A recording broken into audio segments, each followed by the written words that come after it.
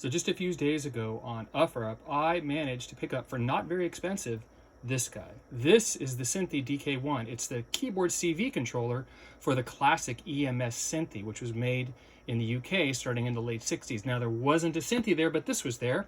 And so this is a pretty nice little unit. You look at it, it looks like a nice keyboard CV controller.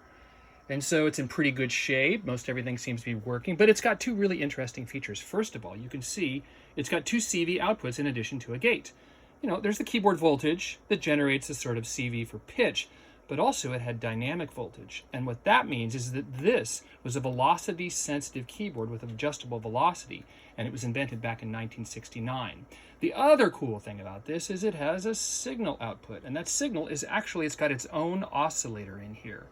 There it is right there. It's a pretty beefy sawtooth, and you can control the baseline frequency. You can control the tuning spread from anywhere from 1 volt per octave down to 0.3 volts per octave, and you can control the level, the amplitude of that sawtooth from the keyboard.